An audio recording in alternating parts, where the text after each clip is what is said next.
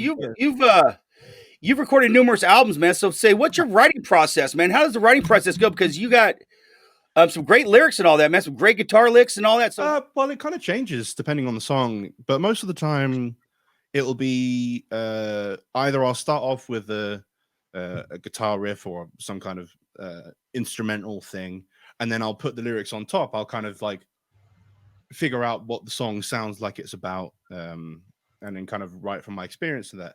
And then other time it's I write lyrics first, and then I'll write the chords underneath it. And I find the ones where the music happens first tend to be the rockier ones. Like it's more like riff based stuff and all that kind of thing. And then the ones where I write the lyrics first tend to be the more emotional kind of deep cuts, things like that. And yeah, it's really interesting how it turns out differently for each song. And I never really sit down and be like, right, I'm going to write a rock song, or I'm going to write a blues song, or I'm going to write a metal song, or I'm going to write a country song, whatever. It always comes naturally, which often means it's like 4 a.m. and I have to get out of bed and grab a guitar off the wall and kind of just noodle along to it, which is kind of annoying because my sleeping schedule is not very good. So you hear a melody, or do you play a guitar riff, or like it's a little different?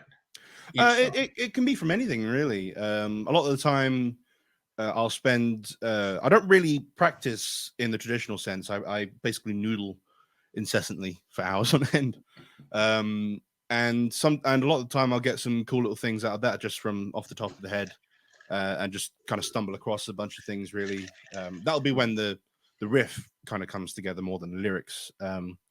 Lyrically, it's a similar thing. If I hear like a cool phrase, or I think of a cool phrase or something like that, and that'll be like the working title of the song, and then I kind of build a song around that and find experiences that relate to that in a way.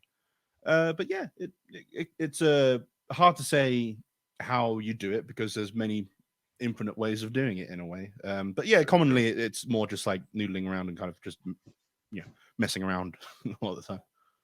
So you got a bunch of guitars there on the wall, man. Why don't you give us a little, why don't you talk about them? What guitars are those? Well, these are. I don't call myself a guitar collector. I call myself a guitar hoarder. I just absorb guitars a lot of the time. What is your favorite guitar? My favorite guitar isn't on the wall. It's not on the wall at the minute. It's downstairs. But it's a PRS SC245 from about 12 years ago. Paul Reed Smith for those love people out there. Gotta love they're the Cadillacs or the Porsche or whatever you want to call them. They're like one of the few guitars where you can play it in pretty much any genre and it doesn't look out of place. Very true.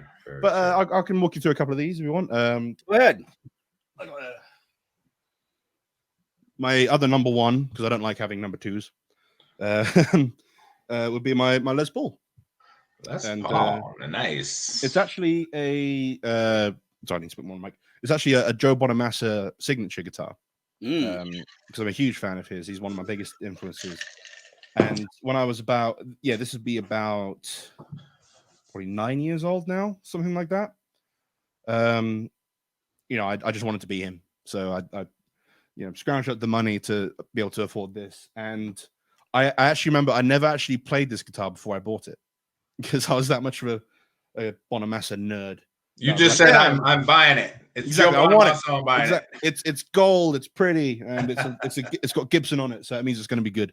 No, that's very true. And it honestly, it is, and it just I got out of the box and instantly it was just one of the best guitars I've ever played.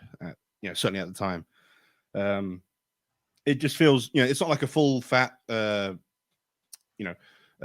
many thousands of pounds worth of guitar. It's like one of the heavy ones, very heavy, very, very heavy. But it just feels great, and I've actually managed to play real 59s in my life. Luckily enough, really, only a couple of times for about a few minutes. But I'm not going to say like every guitarist is like, oh, my guitar is the best in the world, man. There's nothing like it. But I will say it is very much like the same feel and shape of it, and it just fits me really well. Like those kind of guitars do. Big chunky neck and big sounds. That's what I like. That's what I need. No, they all mean something to me. They all do something different, and I love them.